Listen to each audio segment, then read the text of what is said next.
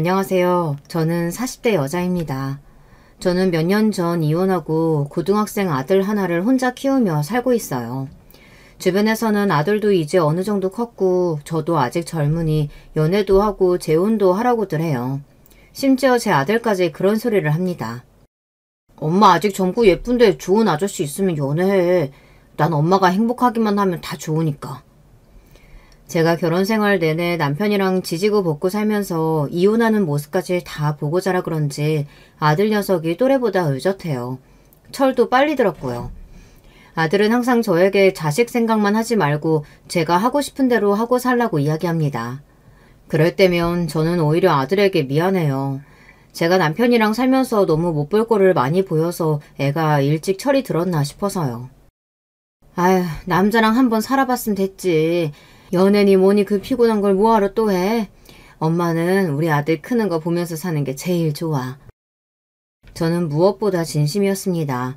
남자라면 질리고 질려서 전혀 생각이 없었어요. 더군다나 지금 제 사정에 연애나 하고 있을 여유가 없었습니다. 결혼하고 아들 낳고 사는 동안 남편이 벌어다주는 돈 가지고 살림만 하며 살다가 이혼하고 아들 키우며 먹고 살려고 하니 사는 게 녹록치 않았어요. 나이 먹고 다시 직장 생활을 새로 시작한다는 게 생각처럼 쉽지 않더라고요. 다들 요즘 세상에 이혼은 흠도 아니라고들 말은 하지만 이혼녀로 몇 년 살아보니 아직 세상이 그렇게 많이 변하지는 않았더군요. 제가 이혼하고 나서 새로 직장을 구하려고 하니 저를 뽑아주는 곳이 없었어요. 예상하지 못했던 일은 아닙니다. 결혼 전에 직장을 다니긴 했지만 애를 키우느라 10년이나 일을 안 한 저를 누가 뽑아주겠어요. 심지어 어떤 회사에 지원해야 할지 가늠도 안 되더라고요. 저는 당장 먹고 살 길이 막막하다 보니 하루라도 빨리 직장을 구하기 위해 고군분투했습니다. 무슨 일이든 간에 주부사원 환영이라는 공고만 보면 바로 지원했어요. 급한 마음에 되는 대로 면접을 보러 다녔더니 몇 번 실수도 했습니다. 한 번은 그런 적도 있었어요. 면접 볼 때 분명 콜센터라고 해서 전화만 받으면 되는 일인 줄 알고 출근했는데 알고 보니 하루 종일 전화를 여기저기 돌려서 영업까지 해야 하는 일이더라고요. 거기다가 실적을 못 채우면 월급도 제대로 안 나왔어요. 저는 너무 억울해서 저를 뽑은 팀장이라는 사람한테 찾아가 따졌습니다. 팀장님이 처음 면접 볼 때 분명히 영업하는 일 아니고 전화 응대만 하면 되는 거라고 하셨잖아요. 준영 씨가 직장 생활을 안 해봐서 잘 모르나 본데 회사에는 엄연히 규칙이라는 게 있어요. 기본적인 영업 일을 잘해야 더 나은 자리로 갈 수도 있는 거죠. 어떤 회사가 신입한테 그런 중요한 일을 시켜요? 개소리도 그런 개소리가 없었습니다. 말만 팀장이지 저보다 나이도 어린 게 제가 몇 년 집에서 애만 키웠다고 세상 돌아가는 것도 모르는 줄 아는지 사람을 무시하더라고요. 야, 너 내 이력서 대충 봤니? 내가 이대 나와서 우리나라에서 알아주는 광고회사에도 다녔던 사람이야. 직장생활 안 해보긴 뭘 안 해봐. 저도 웬만하면 좋게 좋게 이야기하고 처음 계약했던 금액 중 못 받은 돈만 받고 그만둘 생각이었습니다. 그런데 이 어린 놈의 새끼가 사람을 물로 보더군요. 평소에도 반말 툭툭 하면서 기분 나쁘게 하더니만 마지막까지 재수없게 구니 순간 저도 모르게 이성을 잃어버렸어요. 저는 팀장에게 소리를 지르며 금방이라도 달려들 듯 눈을 부라렸어요. 그러자 팀장도 당황해서 어쩔 줄 몰라 하더군요. 지금 나한테 반말한 거예요? 와, 이 아줌마가 이렇게 몰상식하게 구니까 남편한테 이혼이 다 나가지. 뭐? 너 말 다 했어? 사기는 네가 쳐놓고 누구더러 몰상식하대. 그리고 네가 나 이혼당하는 거 봤어? 봤냐고! 주변에 있던 사람들이 달려와 저와 팀장을 말리지 않았다면 저는 그 자리에서 팀장 머리채를 잡았을지도 몰라요. 그 정도로 제 이성의 끈이 끊어지고 말았습니다. 저는 그날 바로 그 사기꾼 회사를 그만두고 나왔어요. 사실 잘린 거나 마찬가지이지만 저도 더 다닐 생각이 없었습니다. 여기서 끝이 아니에요. 다음으로 들어간 회사는 가구 영업과 판매를 하는 회사였어요. 그 회사는 대부분 주부사원과 나이가 지긋한 남자 상사들이 대부분이었죠. 아무래도 같이 일하는 직원들이 대부분 아이를 키우는 주부이다 보니 이야기를 하다 보면 자연스레 애들 이야기나 남편 이야기를 하게 됐어요. 전 회사에서 이혼했네 어쩌네 그런 소리까지 들었으니 저도 웬만하면 이혼한 이야기를 하고 싶지 않았지만 제 성격상 숨길 수가 없었습니다. 직원들과 가까워지고 나서는 저도 자연스레 이혼했다는 이야기를 했어요. 사실 제가 이혼한 게 제 흠도 아니고 잘못도 아닌데 괜히 숨기는 게 더 이상하다고 생각했거든요. 새로 옮긴 직장에서 만난 사람들은 대부분 또래의 주부들이다 보니 그래도 제 상황에 공감도 해주고 위로도 해줬어요. 제 앞에서만 하는 소리인진 몰라도 그래도 다들 제게 고생했다고 말해주었습니다. 말이라도 제게 고생했다고 말해주는 사람은 이혼하고 처음이라 위로가 되긴 하더라고요. 사실 이혼하고 나서 사람들이 왜 이혼했냐고 묻는 게 싫어서 친구도 주변 사람들도 아무도 안 만났어요. 새로 옮긴 직장 사람들하고는 그래도 잘 맞는 것 같아 오래 다녀보려고 했습니다. 그런데 사람 일이라는 게 제 뜻대로 되지 않더군요. 새로운 직장에도 문제는 있었습니다. 위로 나이가 지긋한 남자 상사 둘이 있었는데 자꾸만 저에게 조금씩 선을 넘었어요. 제가 인상이 좀 센 편이에요. 이목구비가 진해서 화장을 특별히 하지 않아도 차가워 보인다는 말을 많이 듣습니다. 그런데 진짜 성격은 전혀 그렇지 않아요. 되게 소심하고 내성적입니다. 그런데 상사 두 분이 자꾸만 저를 볼 때마다 친한 척하며 인상이 세다고 드세 보인다는 말을 대놓고 했어요. 그럴 때마다 저는 기분이 상했지만 애써 좋게 넘겼습니다. 어렵게 얻은 직장인데 괜히 또 문제를 만들 수는 없으니까요. 그러던 어느 날이었습니다. 연말이라고 회식을 하는데 그 거슬리는 상사 중 한 명이 제 외모를 가지고 또 이야기를 시작하더라고요. 순영 씨는 겉으로 보는 거랑 다르게 말수도 별로 없고 조용조용한 것 같아. 이렇게 순중한 사람이 웬만하면 좀 참고 살지 이혼을 왜 했대? 에이, 순영 씨 눈매를 봐요. 어디 참고 살게 생겼어요? 지금이야 남편도 없이 아들 혼자 키우면서 먹고 살려면 직장에서는 당연히 순종하게 굴어야죠. 다들 술이 과해서 그냥 하는 소리라는 건 알지만 저는 얼마나 상처받았는지 몰라요. 제 외모를 가지고 마음대로 떠드는 것도 기분이 나빴는데 이혼을 한 거 가지고 참고 사네 마네 하는 소리는 듣기 싫었습니다. 저 겉보기랑 성격은 전혀 달라요. 누구한테 싫은 소리도 할 줄 모르고요. 저도 이제 철이 좀 들었는지 마음 같아서는 상사고 뭐고 테이블을 다 뒤집어버리고 싶었지만 애써 웃으며 농담으로 말을 돌렸습니다. 그러자 옆에 있던 다른 직원이 아무래도 그런 제가 걱정됐는지 나서서 제 편을 들어줬어요. 부장님들, 여자 직원 외모 가지고 순해 보이네 어쩌네 농담하면 안 되는 거 모르세요? 에이, 우리는 순영씨가 이렇게 젊고 팽팽한데 남편도 없이 혼자 사는 게 안타까워서 하는 소리지. 순영씨, 내가 남자 하나 소개해줄까? 내 친구인데 장가 안 간 아들이 하나 있긴 한데 강남에 딴도 있고 돈도 잘 벌어. 부장님, 순영씨 나이가 몇인데 부장님 친구를 만나요. 할아버지 초상 치러줄 일 있어요? 아이, 여자 나이 40대면 뭐가 젊다 그래. 더군다나 한번 갔다 왔으면 그런 거 따지면 안 되지. 동료 언니가 화가 나서 한마디 더 하려는 걸 제가 애써 말렸습니다. 저도 사람인데 당연히 화나죠. 하지만 아무리 술자리라도 저에 관한 이야기가 더는 거론되기를 원하지 않았습니다. 그냥 이쯤에서 마무리하고 싶었어요. 다들 이혼했다고 하면 별일 아니라고 요즘 세상에 흠도 아니라고 하면서도 결국은 다 똑같았습니다. 사람을 무슨 큰 하자가 있는 사람처럼 취급했어요. 그날 집에 돌아와서 애를 재워놓고 혼자 소주 한 병을 마시며 얼마나 울었는지 몰라요.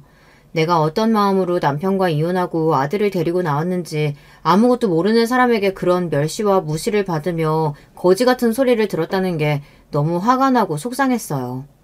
결혼 전까지만 해도 저는 집안의 자랑이었습니다. 중고등학교 때는 반에서 1등도 심심찮게 하고 친구들 사이에서도 인기가 좋아서 반장, 부반장도 매년 했어요. 평생 부모님 속이라고는 썩여본 적 없는 착한 딸이었습니다. 그랬던 제가 이런 취급이나 당하며 사는 걸 보면 부모님이 얼마나 속상해 하실까 싶어 더 서러웠습니다. 그리고 전 남편이 죽일 듯 원망스러웠어요.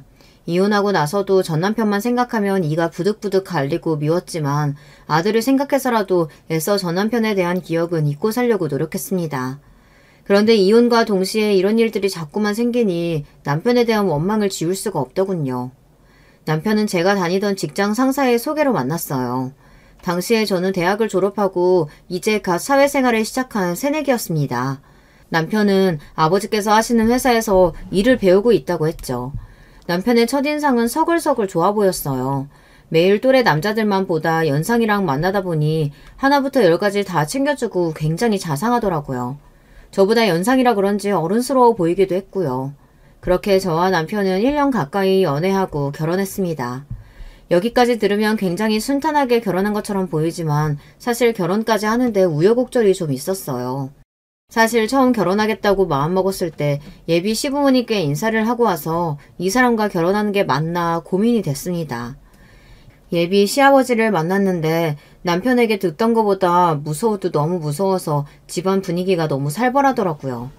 시아버지께서 작은 단축 공장으로 시작한 사업이 커져 동남아시아 쪽에 공장까지 있을 정도로 크게 의류 사업을 하시는데 자수성가하신 분이라 그런지 사업에 대한 열정이 대단하셨습니다. 남편은 장남이에요. 아래로 남동생이 둘 있습니다. 형제 셋 모두 시아버지 회사에서 일하는데 시아버지께서 아들들에게 굉장히 엄하게 하시나 보더라고요. 아직 회사를 물려줄 후계자를 정하지 않으셨다면서 아들 셋을 경쟁시키셨어요. 당신의 반이라도 따라오는 자식에게 회사를 물려주겠다고 어릴 적부터 입이 마르게 이야기하셨대요. 그러다 보니 남편은 시아버지 눈치를 엄청 봤어요.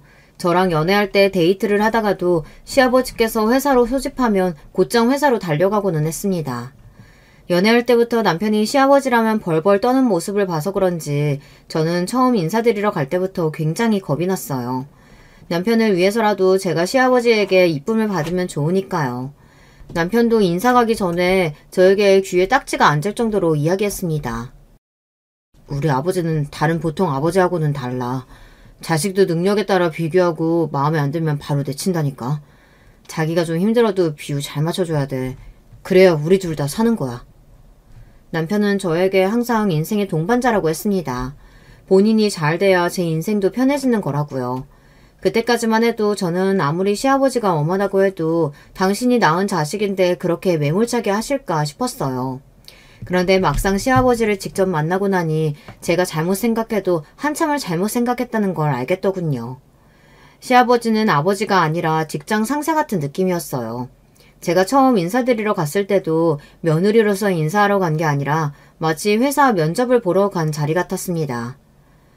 이대 나와서 삼성 광고회사 다니고 있다고? 광고 쪽으로는 나보다 전문가일 테니 우리 회사 마케팅에 대해 어떻게 생각하는지 한번 이야기해보게. 사실 이름만 들어봤지 남편의 회사가 정확하게 뭘 하는 회사인지도 잘 모르는 상태로 갔는데 시아버지께서 갑자기 면접 시험 같은 질문을 하시니 저도 당황했습니다. 저는 질문도 질문이었지만 시아버지의 날카로운 눈빛에 바짝 얼어서 한마디도 하지 못했습니다. 그러자 순식간에 시아버지의 표정은 차갑게 식어버렸어요. 학벌도 좋고 직장도 탄탄하다고 하도 자랑하길래 기대했더니만 이대 나와도 별거 없구만. 자고로 집안에는 여자가 잘 들어와야 하는 건데. 에이. 저는 살면서 그런 대접은 처음 받아봤습니다. 시아버지는 저를 바로 앞에다가 두고 별거 없다며 혀를 끌끌 차셨어요. 저는 지금까지 살면서 평생을 모범생으로 살았기 때문에 어른들에게 이쁨 받는 거야 일도 아니었습니다.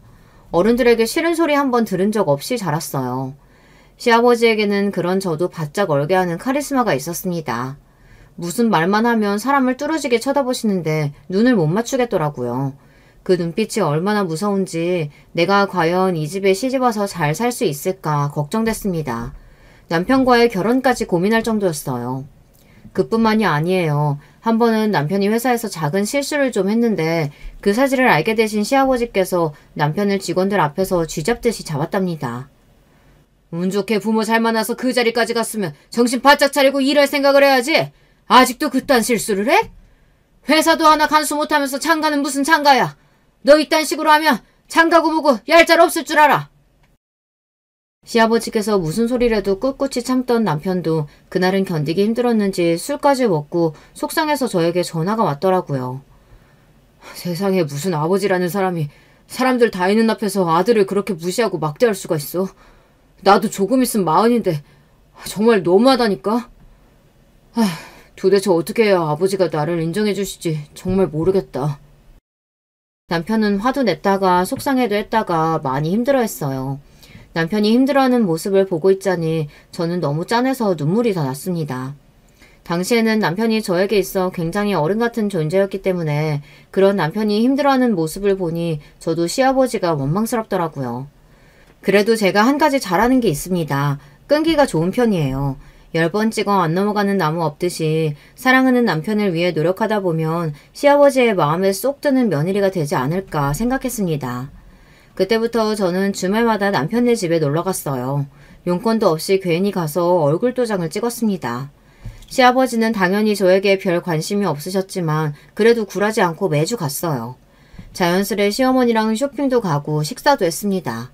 어떤 날은 시댁 소파에 앉아 시아버지 옆에서 뉴스를 같이 보기도 하고요. 물론 시댁에 갈 때마다 시아버지가 무섭기도 하고 눈치가 보이기도 했지만 이렇게라도 자주 얼굴을 보다 보면 자연스레 정이 생기지 않을까 싶은 마음에 포기하지 않고 석 달 넘게 시댁에 갔어요. 다행히도 제 작전이 통했는지 석 달 정도 매주 왔다 갔다 하며 알짱거리니 어느 순간 시아버지께서 슬쩍 제게 말을 걸어주시더군요. 내 아들놈이지만 돈이 저 녀석 여자라면 사족을 못 쓰는 놈이야. 너는 그거 알고도 내 아들이랑 결혼하려는 거냐? 시아버지께서 저더러 저런 놈이 뭐가 좋다고 주말마다 쉬지도 않고 여기까지 오냐고 하셨어요. 그러면서 하시는 말씀이 당신네 집안 핏줄이 대대로 여자를 좋아하는데 첫째인 제 남편이 제일 많이 그 핏줄을 닮았답니다. 저더러 남편이 분명 여자 문제로 속썩일 놈이니 다시 신중하게 생각해보라고 하셨어요. 순간 저는 당황해서 뭐라고 대답해야 할지 몰라 우물쭈물했습니다. 그런데 그 순간 저도 모르게 갑자기 웃음이 터졌어요.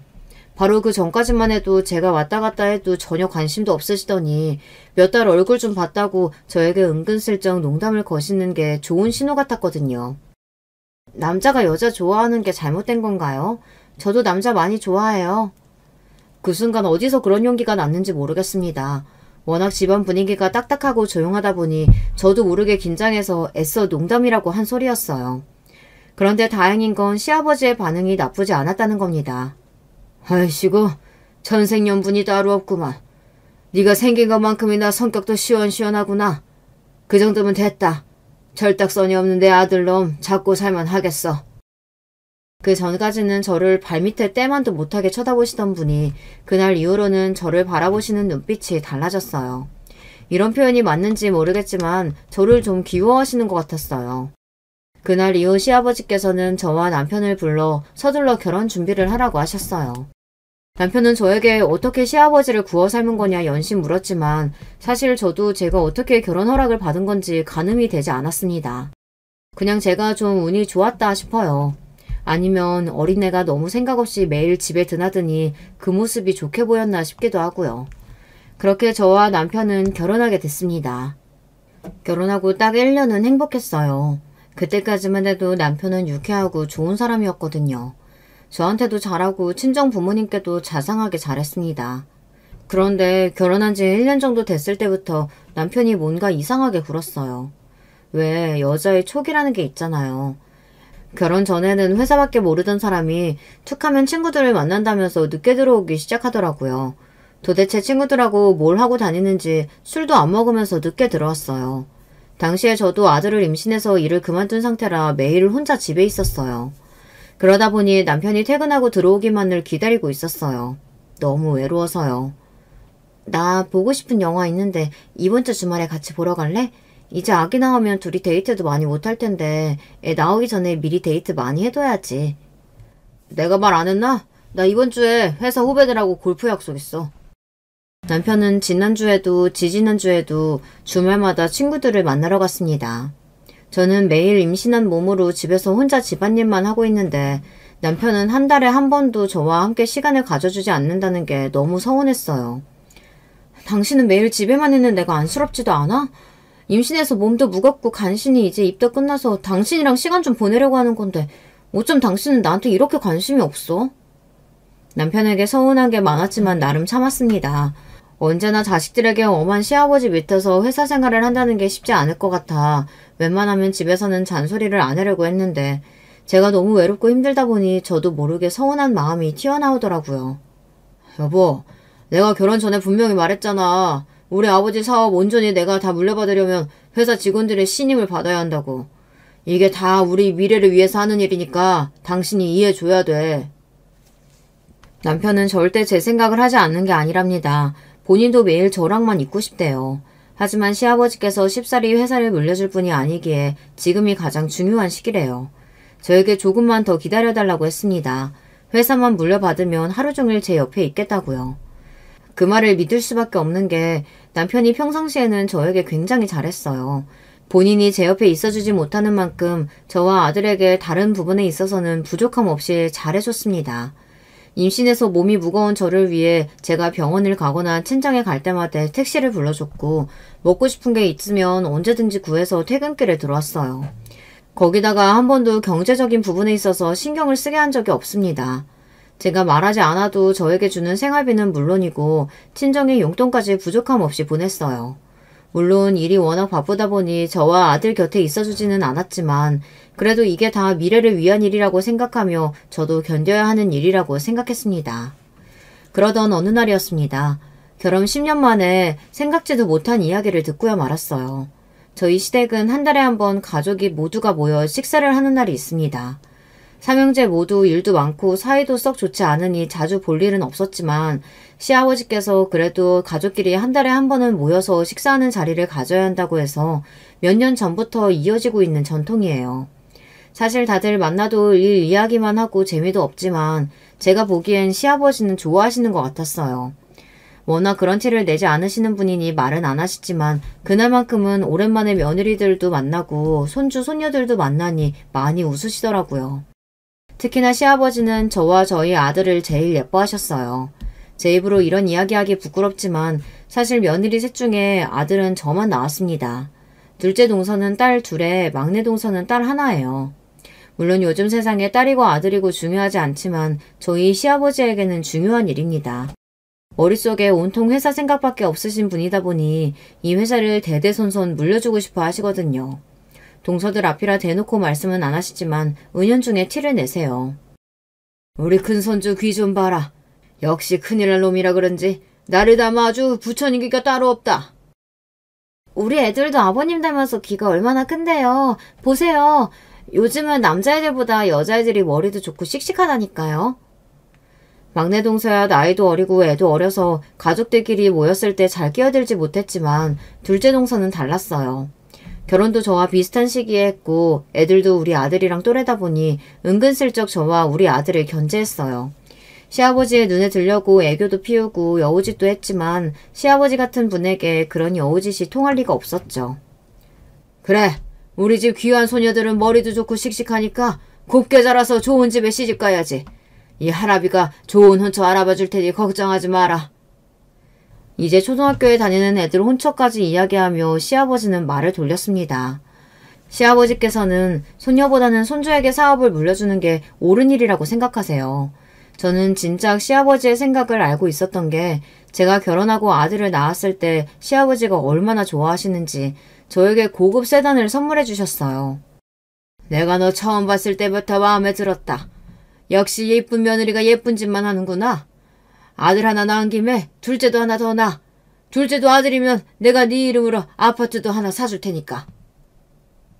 워낙 냉철하고 말도 딱딱하게 하시는 분이라 별 기대 안 하고 있었는데 시아버지께서 우리 아들이 태어났을 때는 얼굴에 웃음꽃이 피어서 저에게 예쁘다고까지 칭찬하셨어요. 그 전에는 제가 아무리 잘해도 그런 소리 하지 않으시더니 확실히 손주는 다른가 보더라고요. 시아버지는 한 달에 한 번 식사하는 자리도 중요하게 생각하셨지만 안부 전화도 굉장히 중요하게 생각하셨어요. 저는 어릴 때 할머니, 할아버지께서 돌아가시기 전까지 함께 살았기에 어른들을 어려워하지 않습니다. 부모님보다 할머니, 할아버지와 보내는 시간이 더 많았기 때문에 어르신들이 뭘 좋아하시는지 잘 알아요. 그런 저의 집안 환경이 결혼하고 나서는 꽤 도움이 됐습니다. 결혼하고도 저는 시부모님의 관심을 받고 싶은 마음에 어릴 적 저희 할머니, 할아버지가 좋아하시던 간식을 사서 자주 갔었어요. 월요일 아침이면 항상 전화를 드리기도 했고요. 다른 동서들은 시아버지가 무서워서 전화 드리는 게 어렵다고 했지만 저에게는 별로 어려운 일이 아니었습니다. 그냥 식사는 하셨냐, 별일 없으시냐 몇 마디만 하고 끊으면 될 일인데 어렵게 생각하지 않았죠. 그런 저의 모습이 시아버지께서는 좋아 보였나 봐요. 저는 제 성격대로 한 것뿐인데 한 번은 시어머니께서 제 손을 꼭 잡아주시며 고맙다고 하시더라고요. 우리 집에 딸이 없어서 네 시아버지가 항상 아쉬워했는데 그네 네가 들어오고 나서는 우리도 딸이 생긴 것 같고 좋다. 그 무뚝뚝한 사람이 네가 사왔다고 하면 그 싫어하는 단 음식도 자기 손으로 가져다 먹어. 말은 안 해도 월요일 아침마다 너한테 전화 안 오나 은근 기다린다니까. 나도 몇십 년 같이 살면서 처음 보는 모습이라 너무 신기해. 우리 큰며느리 없었으면 적적해서 어쩔 뻔했나 싶다. 고맙다 아가야. 시어머니는 평생 까칠한 시아버지 뒷바라지만 하시며 사셔서 그런지 굉장히 인자하고 보살 같으세요. 그런 분이 하시는 말씀이니 처음엔 저도 저 기분 좋으라고 하시는 말씀인가 보다 했습니다. 그러던 중 제 결혼 생활에 점차 금이 가기 시작했습니다. 제가 남편과 대판 싸운 적이 있어요. 아무리 일이 바빠도 가정에 일이 생기면 가장 노릇은 해야 하는 거잖아요. 결혼 생활 내내 바쁜 남편과 사는 죄로 아들 키우는 일이며 집안일은 모두 다 제가 챙겼어요. 항상 힘들고 남편이 좀 도와줬으면 좋겠다 생각은 했지만 뻔히 남편의 상황을 알다 보니 조르거나 잔소리하지 않았습니다. 그랬더니 이 남자가 너무 뭘 모르더군요. 그날은 결혼 10주년 기념일이었어요. 10년을 사는 동안 결혼 기념일이라고 뭘 하고 싶다고 말한 적은 한 번도 없었습니다. 그동안 혼자 아들 키우느라 정신이 없어서 사실 결혼 기념일인지도 모르고 넘어간 일이 많았거든요. 저 같은 무던한 성격도 10주년은 좀 다르다고 생각했어요. 지금까지 한 번도 챙기지 않았으니 10주년 정도는 여행을 가거나 뭔가 기념적인 일을 해야 한다고 생각했어요. 우리도 10주년인데 해외여행 좀 다녀오는 거 어때? 엄마가 애 봐줄 테니까 우리끼리 다녀오라고 하시는데. 결혼 초반에는 영화 보고 싶다, 여행 가고 싶다 잘도 이야기했었는데 10년 정도를 항상 바쁜 남편이랑 살다 보니 저도 말하기 민망하더군요. 괜히 친정엄마를 핑계를 대며 여행 이야기를 꺼냈습니다. 그런데 남편의 반응이 평소와 좀 달랐어요. 물론 지난 몇 년 동안 제가 여행은커녕 외식 이야기도 잘 안 꺼냈지만 남편 성격이 워낙 다정한 편이에요. 아들이나 제가 무슨 말을 하면 항상 자상하게 대답하고는 했습니다. 그런데 그날은 회사에서 무슨 일이 있었는지 미간까지 찌푸리며 제게 짜증을 내더군요. 내가 여름에 휴가도 잘 못 가는데 결혼기념일이 대수라고 여행을 갈 수가 있겠어? 아버지 성격 뻔히 하는 사람이 왜 그래? 저도 고민 끝에 어렵게 한 이야기인데 곧바로 저런 반응을 보이니 순간 기분이 팍 상하더군요. 당신 휴가도 못 갈 정도로 바쁜 거 알지. 근데 당신이 바쁜 만큼 나도 지난 10년 동안 정신없이 바쁘게 살았어. 그냥 기념일도 아니고 명색이 결혼 10주년인데 말을 꼭 그렇게 해야 돼? 빈말이라도 좋다고 일정 알아보겠다고 하면 안 돼? 이래서 사람이 참고 살면 안 된다고 하나 봐요. 저 나름대로 10년 동안 쿨한 척하며 참고 있었던 겁니다. 정말 괜찮았던 건 아니에요. 남편 입에서 결혼 기념일이 대수냐는 소리를 하는데 눈물까지 울컥하면서 너무 화가 나더라고요. 당신 말대로 10년을 같이 살았는데 아직도 그런 빈말이게 돼? 나라고 처자식이랑 놀고 싶지 않겠어? 나이 먹을 만큼 먹어서 철없는 마누라처럼 왜 이래? 남편의 냉정한 말에 저는 말문이 턱하고 막히고 말았습니다. 인정하고 싶지 않지만 남편 말이 맞는 것 같았어요. 제가 철이 없기는 없나 봐요. 사실 시아버지께서 싫어하시는 게 한 가지 있습니다. 자식이고 며느리고 해외여행 다니는 걸 무지하게 싫어하세요. 워낙 평생을 일만 하시면서 악착같이 사셨던 분이라 휴가 가는 것도 여행을 가는 것도 이해를 못하세요. 그런 분이다 보니 멀쩡한 우리나라 두고 비싼 비행기 타고 외국으로 가는 걸 허세고 사치라고 생각하셨습니다. 그러다 보니 결혼하고 지금까지 10년 동안 한 번도 해외에 나가지 못했어요. 동서들도 마찬가지입니다. 사실 저는 여행을 굉장히 좋아해요. 결혼 전에는 유럽 배낭여행도 혼자 다녀올 정도로 좋아했습니다. 그런데 시댁 분위기가 그렇다 보니 눈치를 보느라 갈 수가 없었어요. 그런 상황에 결혼 10주년 핑계라도 대고 다녀오고 싶었는데 역시나 안 되는 일이었던 거죠. 그날 이후 저와 남편은 냉전을 가졌습니다.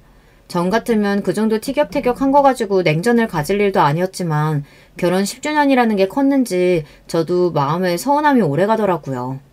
그러던 중 제 인생에서 가장 충격적이었던 사건이 벌어지고 말았습니다. 여자의 촉이라는 건 참 이상해요. 10년을 살면서 한 번도 남편의 핸드폰을 본 적이 없었는데 그날따라 샤워하러 들어간 남편이 거실에 핸드폰을 두고 갔는데 전화가 오는지 계속 깜빡이면서 울리더라고요. 저는 신경이 쓰였습니다. 한 번도 아니고 서너 번 전화가 울리더라고요. 저는 무슨 일이 있나 싶어 남편의 핸드폰을 들어서 확인했습니다. 그런데 전화를 여러 번 걸어온 건 남편의 비서였어요.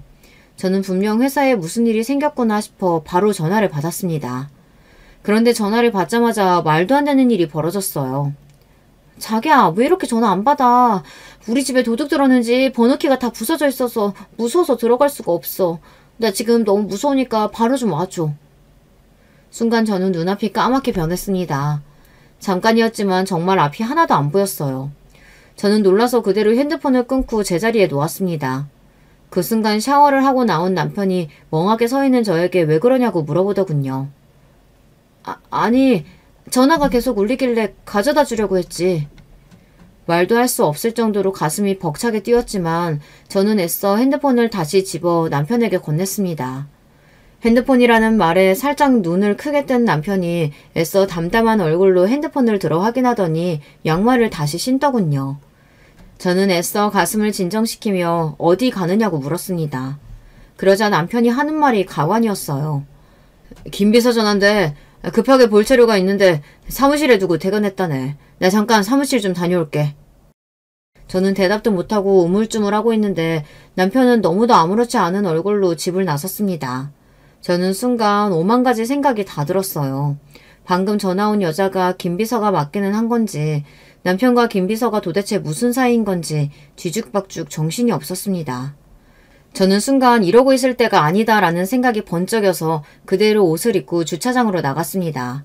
그리고 주차장을 나서는 남편의 차를 그대로 뒤따랐어요. 그때까지도 지금 이 상황이 제발 꿈이길 바랬습니다. 그런데 꿈이 아니더라고요. 남편은 집에서 5분 거리에 있는 오피스텔 건물로 들어섰어요. 저는 1층에 대충 차를 주차하고 비상계단으로 달려갔습니다. 그리고 층마다 남편이 엘리베이터에서 내리는지 확인했어요. 그러던 중 한 여자가 엘리베이터 앞에 쭈그리고 앉아있는 모습을 발견했습니다. 자세히 보니 그 여자는 바로 김비서였어요. 남편을 5년 넘게 보좌한 비서였죠. 그리고 잠시 후 믿기지 않는 일이 벌어졌습니다. 띵동 엘리베이터 문이 열리더니 남편이 내렸어요. 왜 이렇게 늦게 왔어요? 나 무서워 죽는 줄 알았잖아. 엘리베이터에서 내린 남편을 보자마자 김비서는 주인을 맞이한 강아지처럼 달려들어 안겼습니다. 순간 가슴이 철렁 내려앉는 것 같았어요. 너무도 놀라 저는 손에 들고 있던 차키와 핸드폰을 그대로 바닥에 떨어뜨리고 말았습니다. 그 소리에 고개를 돌린 남편과 김비서년이 저를 발견했어요. 남편의 눈동자가 금방이라도 굴러떨어질 것처럼 동그래지며 입술 사이에서 여보라고 중얼거렸어요. 그 순간 저는 정신이 번쩍였습니다. 그리고 몸을 저절로 움직였어요. 김비서년이 이야기한 대로 번호키가 부서진 집으로 성큼성큼 다가가 문을 벌컥 열고 안으로 들어갔습니다.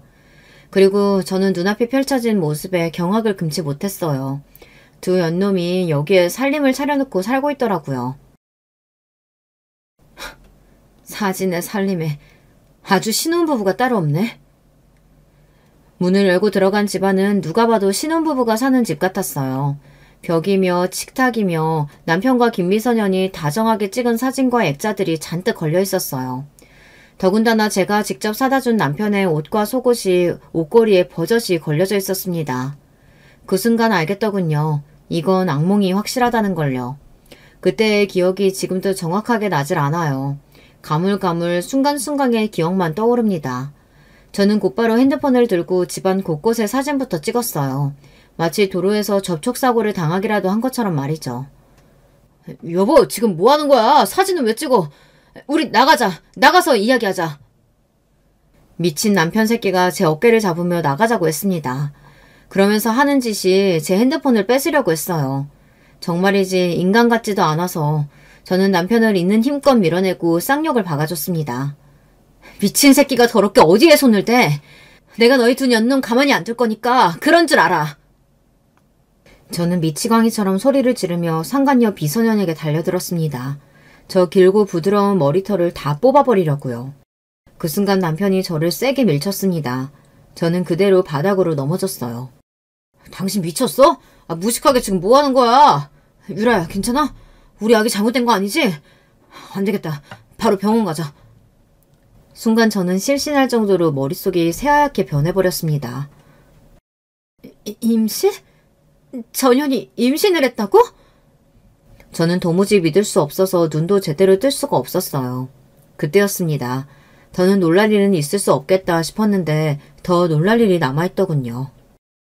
이런 미친 새끼! 너 지금 그걸 말이라고 해? 이 상황이 꿈이 아니고 현실이기는 한지 믿기지 않았습니다. 제 눈 바로 앞에 시아버지가 서 계셨어요. 알고 보니 상간녀 비소년이 살고 있던 오피스텔 번호키를 부순 건 시아버지셨습니다. 얼마 전 시아버지께서 남편에게 상간녀가 있다는 사실을 알게 되셨나 봐요. 둘이 살림을 차렸다는 이야기를 듣고 시아버지는 확실히 알아보기 위해 사람을 써서 두 년놈들이 사는 집을 들어가 확인하셨나 보더라고요. 둘이 이 집에서 살림을 차렸다는 사실을 알게 된 시아버지께서 제가 알기 전에 당신이 처리하기 위해 직접 오셨나 보더라고요. 그러던 중 이런 말도 안 되는 상황까지 직접 보게 되신 거죠. 저는 이미 정신이 나갈 만큼 나가 있었어요. 마음 같아서는 믿을 수 없는 이 끔찍한 상황에서 도망치고 싶었습니다. 미친 새끼. 내가 그렇게 여자 조심하라고 했는데 할 것이 없어서 어린 비소년이랑 놀아놔? 시아버지는 세상에서 가장 차가운 얼굴로 남편을 쏘아보았습니다. 아버지, 제가 할 짓이 없어서 살림을 차린 게 아니고요. 저 우리 유라 사랑해요. 유라 뱃속에도 아버지 손주 있어요. 아들이래요. 그러니까 제발 저희 인정해 주세요. 남편은 시아버지 앞에 무릎까지 꿇고 손을 싹싹 빌었습니다. 저는 그 모습을 보는데 구역질이 나서 참을 수가 없었어요. 그 모습까지 봤는데 제가 그 자리에 더 있어봐야 뭐 하겠어요. 이미 상간녀 뱃속에 아기까지 있다는데 더는 할 말이 없었죠. 자리에서 일어나 돌아가려는데 시아버지께서 저를 잡으셨습니다. 그리고는 남편의 뺨을 세게 갈기셨어요. 미친 새끼. 너는 지금 이 시간부터 내 아들 아니다. 네가 내 아들이라서 누리고 산 것들 다 버리고도 저 어린 비소년이랑 살겠다고 하면 둘이 살아. 대신 호적에서 파버릴 테니까 그런 줄 알고. 시아버지는 그대로 저를 데리고 그 지옥 같은 집에서 나오셨습니다. 그리고 돌아오는 차 안에서 아무 말도 안 하시다가 집에 다 도착하고 나서야 입술을 뗐어요. 집에 가자마자 번호키부터 바꿔. 그 새끼 못 들어오게. 그리고 혼자 차분히 며칠 생각해보다가 생각 정리되면 우리 집으로 와라. 네가 원하는 대로 다 해줄 테니. 시아버지의 말은 간단하고 냉정했지만 그 안에 저에 대한 걱정이 담겨있다는 것 정도야 저도 느낄 수 있었습니다. 저는 아무런 대답도 못하고 차에서 내리려는데 시아버지께서 한 번 더 저를 부르셨어요. 내가 아들 새끼를 저 따위로 키워서 너한테 몹짓짓을 했다. 미안하다 큰애야. 뒤를 돌아볼 수 없었지만 시아버지의 목소리가 가늘하게 떨리고 있다는 것 정도는 저에게도 그대로 느껴졌습니다. 저는 시아버지 말씀대로 했어요.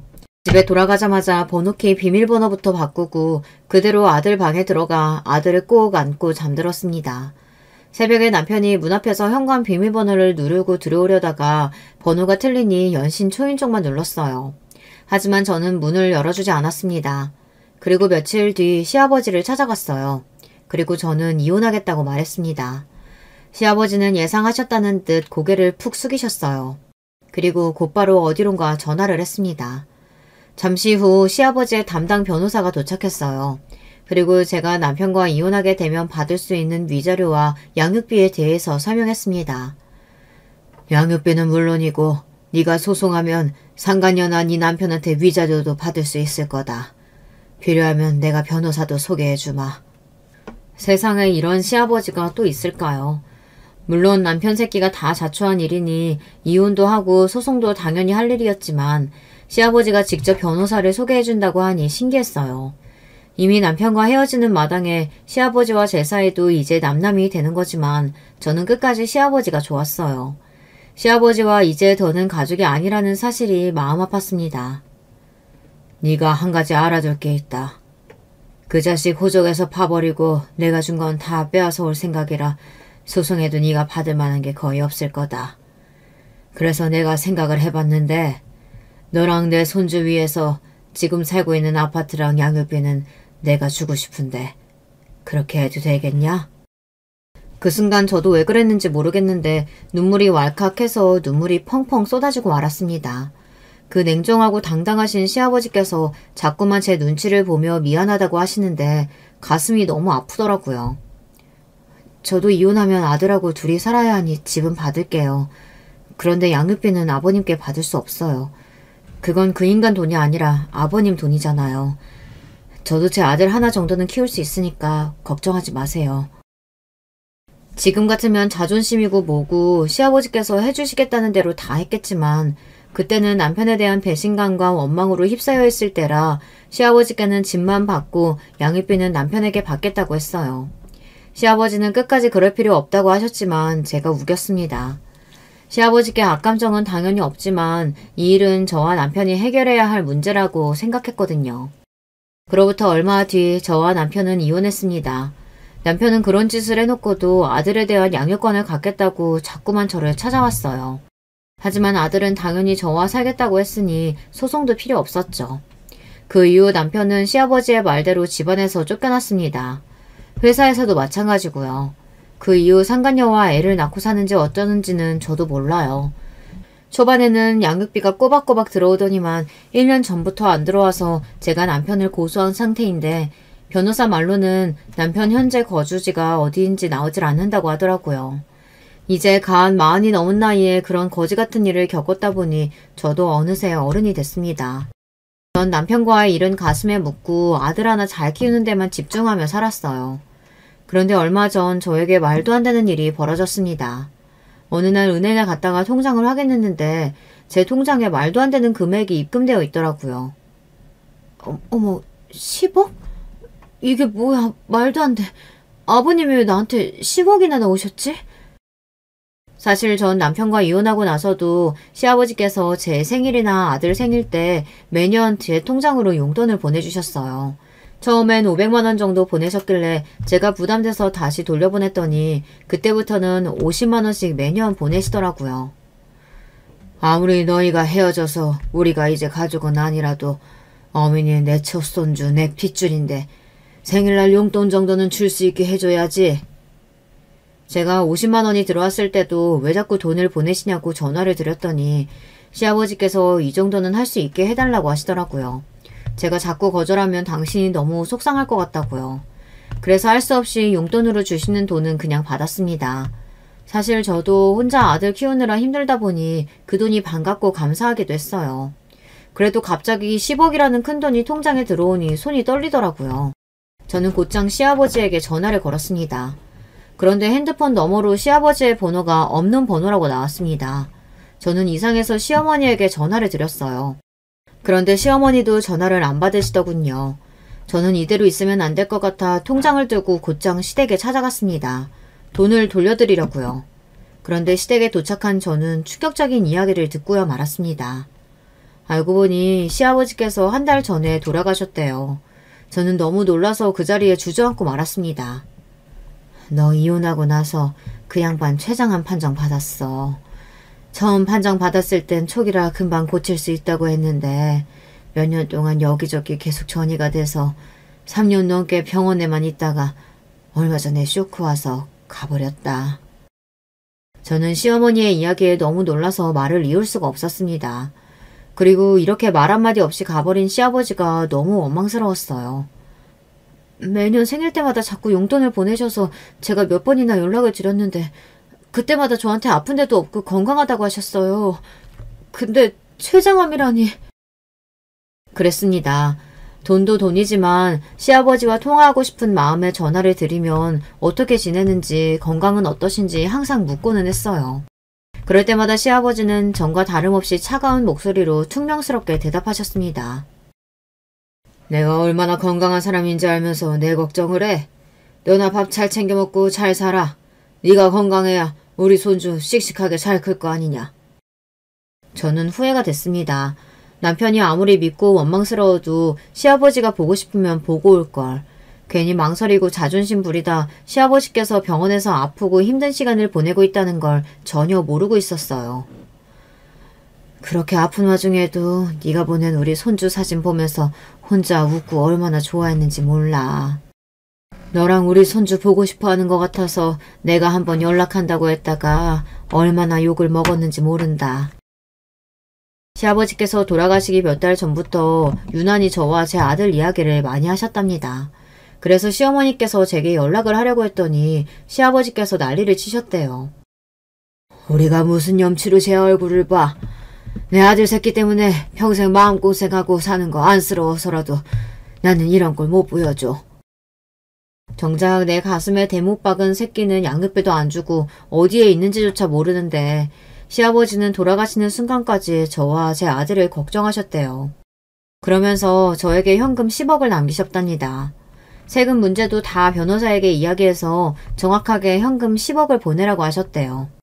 그리고 저에게 편지도 남기셨습니다. 네가 내 돈 받기 싫어하는 거 알지만 이건 내가 너에게 마지막으로 해줄 수 있는 사과다. 내 아들하고 살아주고 우리 손주 낳아줘서 고맙다. 언제든 힘든 일 있으면 주저하지 말고 네 시어머니 내 변호사한테 연락해. 뭐든 도와줄 거다. 역시나 시아버지의 편지는 간결하고 깔끔했습니다. 제게 하고 싶은 말만 딱 적혀 있었어요. 저는 그날 시어머니의 품에 안겨 1시간을 울다 왔어요. 많은 것들이 후회되고 마음 아파서요. 그날 이후 저의 생일은 달라졌습니다. 생일 때마다 아들과 둘이 맛있는 거 먹고 시아버지의 산소에 들러 인사를 드리고 왔습니다. 이상하게 1년에 한 번 시아버지를 보고 오는 건데 그렇게 잠깐이라도 시아버지와 이야기를 하고 오면 충전이 돼서 다시 또 1년을 살게 되더라고요. 거기다가 요즘은 종종 생일이 아니어도 시아버지께 혼자 가고는 합니다. 힘든 일이 있거나 좋은 일이 생기면 저도 모르게 시아버지 생각이 나더라고요. 시아버지 앞에서 한참 하소연을 하고 나면 모든 고민이 다 해결된 것처럼 가슴이 뻥 뚫리는 것 같았어요. 사람들이 들으면 비웃을 거예요. 이혼한 시아버지 산소에 찾아가는 며느리라니 말도 안 되잖아요. 며칠 있으면 시아버지 생신입니다.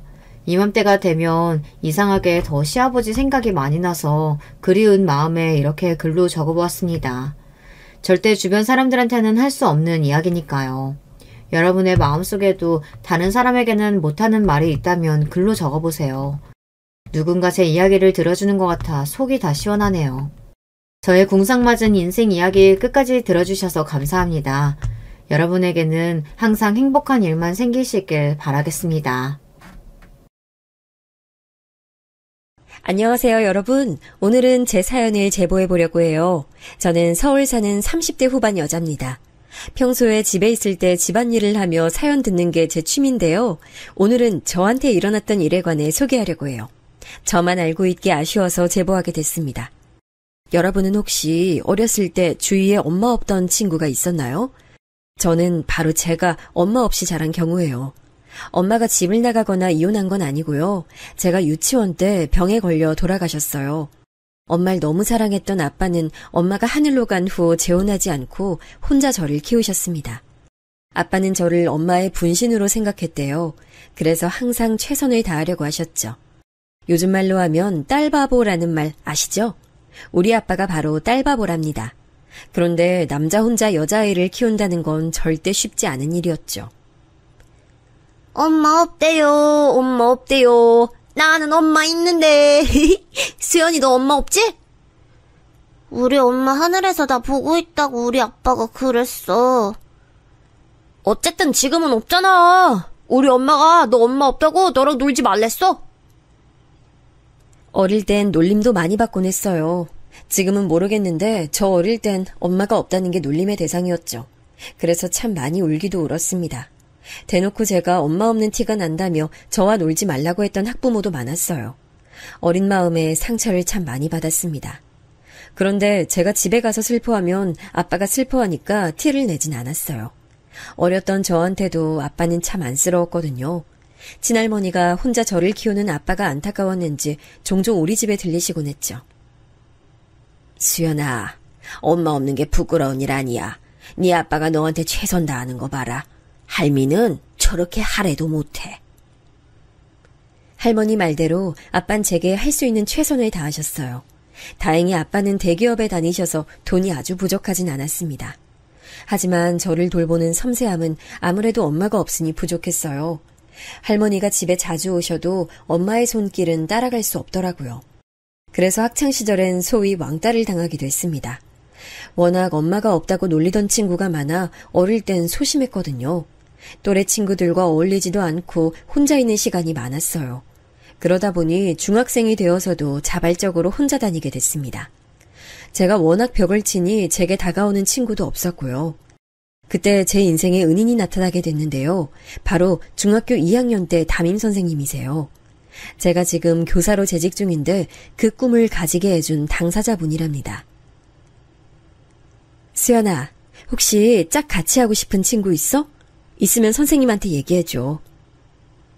선생님은 혼자 있는 저를 많이 신경 써주셨어요. 저는 선생님 덕분에 그래도 성격이 조금은 밝아졌습니다. 그리고 그런 선생님을 보고 교사의 꿈을 가지게 됐죠. 그렇게 고등학교에 진학해서는 공부를 열심히 했어요. 제가 성적이 좋게 나오니까 아빠도 많이 뿌듯해 하셨죠. 하늘에서 엄마가 우리 수연이 공부하는 거 보면 뿌듯해 하실 거야. 아빠도 우리 수연이 자랑스러워. 저는 마침내 우수한 성적으로 고등학교를 졸업했습니다. 그리고 서울에 있는 사범대에 합격해서 다니게 됐어요. 그런데 이런 기쁨은 오래가지 않았습니다. 아빠가 다니던 회사가 갑자기 구조조정을 했거든요. 한순간에 실직한 아빠는 참 우울해하셨어요. 그러면서 집안 경제 사정이 안 좋아지기 시작했습니다. 마침 제가 딱 대학에 가자마자 그러니 너무 힘들었어요. 아빠는 집에서 의기소침해서 나가질 않았죠. 그래서 저는 제가 직접 아르바이트하며 돈을 벌었습니다. 제 과목이 사회였는데 사회는 영어나 수학처럼 학원에서 수요가 많지 않았어요. 그래서 저는 식당이나 카페에서 주로 일하며 돈을 벌었어요. 그러다 지금 남편을 만나게 됐습니다. 영화관에서 일했을 때 서로 일을 돕다 호감이 생겼어요. 둘이 싸우기도 많이 싸웠는데 사이가 좋을 땐 또 좋았어요. 보통의 연인처럼 중간에 헤어졌다 다시 만나고 총 4년의 기간을 거쳐 마침내 결혼 얘기가 나왔습니다. 다른 것보다 나 임용 준비할 때 옆에서 그렇게 도와준 걸 보고 마음이 생겼어. 아빠보다 더 열심히 나 챙겨줬잖아. 딸, 그렇게 말하면 아빠 서운하다. 그래도 지금은 아빠도 정신 차리고 일하잖아. 그땐 아빠가 미안했어. 나도 웃자고 말한 거야. 그러니까 너무 안 좋은 시선으로 보지 말고 사위로 받아줘. 아마 엄마도 하늘에서 기뻐하고 있을걸? 내가 널 어떻게 키웠는데 그냥 아쉬워서 그렇지. 아니 사실 난 네가 변호사나 의사를 데려와도 지금처럼 못마땅할걸. 부모 마음이라는 게 원래 그래. 아빠는 남편을 그렇게 마음에 들어하진 않았어요. 저는 교사로 그때 일하고 있었던 반면 남편은 그냥 소기업에 다니고 있었거든요. 전문적으로 일하는 분야도 아니었고 그냥 사무직이었죠. 그런 모습을 보고 아빠는 미래가 불투명하다고 아쉬워하셨어요. 아빠의 마음을 모르던 건 아니었습니다. 하지만 제가 임용 준비할 때 남편이 옆에서 도시락까지 싸주며 응원했거든요. 그 마음이 예쁘고 고마워서 저도 마음을 열게 됐죠. 아빠 말대로 아빠는 혼자 저를 키우셨으니 그냥 형식상 반대하는 마음이 크셨어요. 그리고 저는 시댁에도 인사를 갔습니다. 가기 전에 백화점에 들러 어머님이 좋아할 만한 꽃다발도 샀습니다. 시아버지를 위한 와인도 구입했죠. 남편에게 미리 듣기로 남편은 누나 한 명이 있다고 했어요. 누나가 유별나게 공부를 잘해서 지금 약사로 일하고 있다는 소식도 들었죠. 딱 그 정도의 정보만 가지고 시댁에 인사를 드리러 갔습니다. 아우, 반가워요. 우리 아들한테 말 많이 들었어요. 중학교 교사라고 하던데, 아우, 이렇게 예쁘게까지 하면 우리가 황송해요. 좋게 말해주셔서 감사합니다. 저 임용 준비할 때 지용 씨가 워낙 많은 도움을 줬어요. 지용 씨 없었으면 저도 합격이 어려웠을 거예요. 이게 다 지용 씨 덕분이죠. 어디서 이런 복덩이가 굴러왔어. 예쁜 얼굴처럼 마음씨도 곱고 말도 예쁘게 하네. 예쁘게 봐주셔서 감사합니다. 시부모님은 첫 만남에 저를 아주 마음에 들어 하셨어요. 제가 인사하러 온다고 식탁 위에도 진수성찬을 차리고 기다리셨죠. 그 모습을 보고 안도했던 마음도 시누이를 보자 싹 사라졌습니다. 시누이는 뭐가 그렇게 마음에 들지 않는지 팔짱을 끼고 있었어요.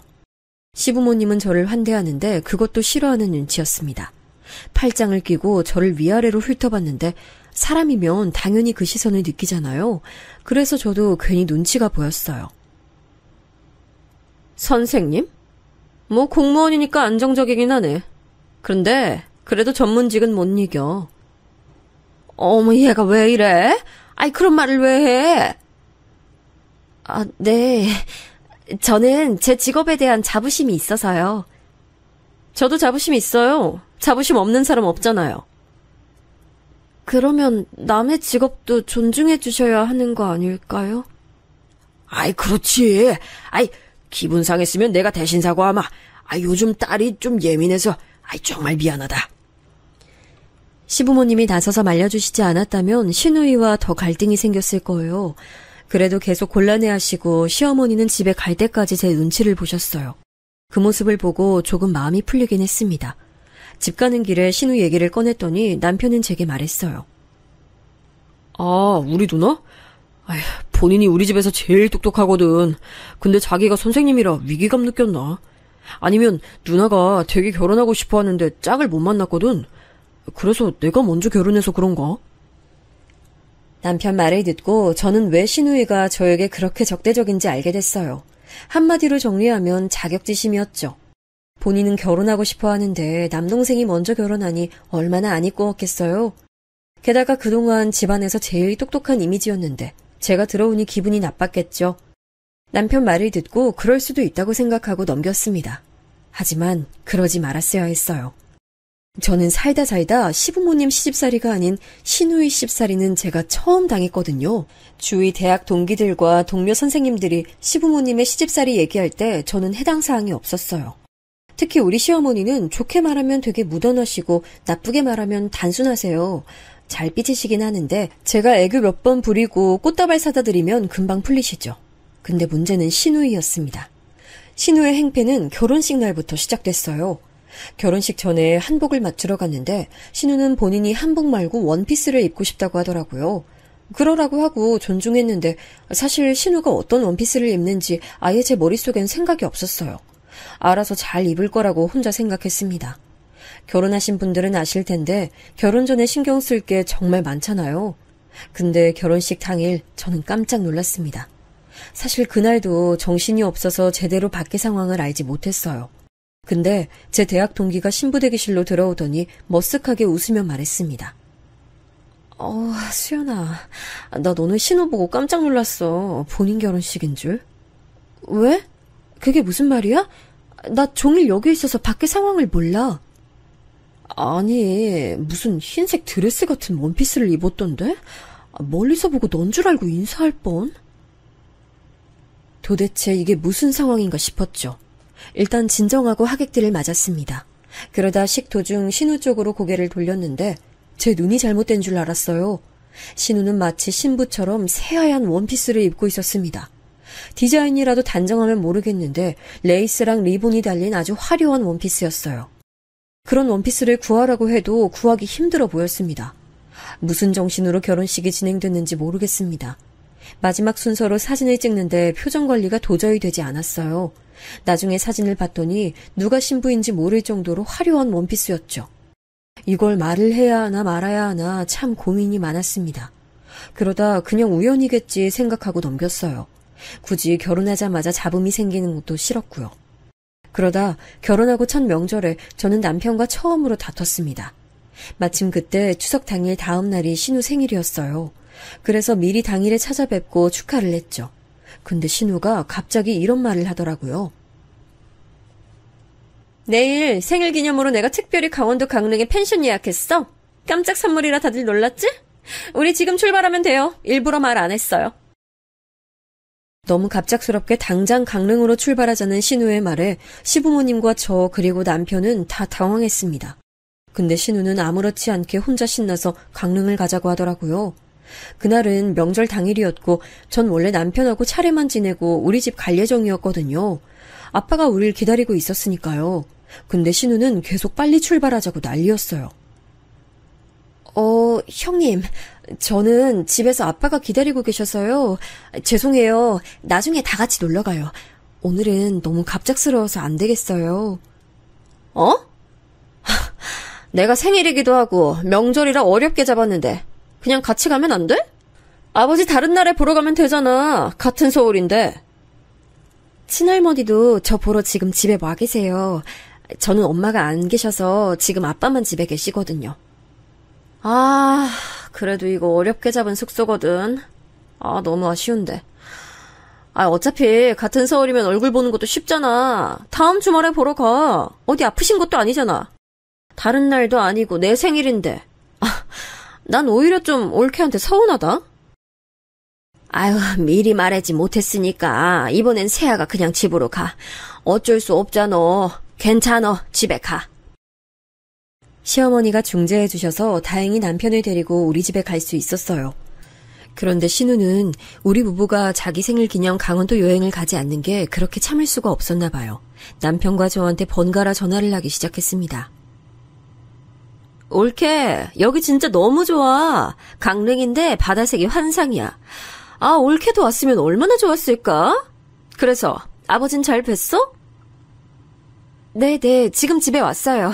형님 즐거운 시간 보내세요. 내년엔 꼭 다 같이 여행 가요. 신우는 시도 때도 없이 전화를 걸어 우리 부부를 힘들게 했어요. 오죽하면 아빠가 제게 무슨 일이 있냐고 물으실 정도였죠. 그래서 남편에게 불편함을 내비쳤습니다. 그러다 처음으로 남편과 싸우기도 했죠. 원래 저렇게 형님 생일에 다 같이 놀러 갔어?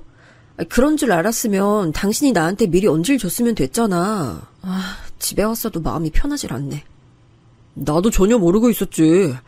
누나 생일에 모여서 축하는 하는데 이렇게 날 잡아서 놀러 간 건 없었어.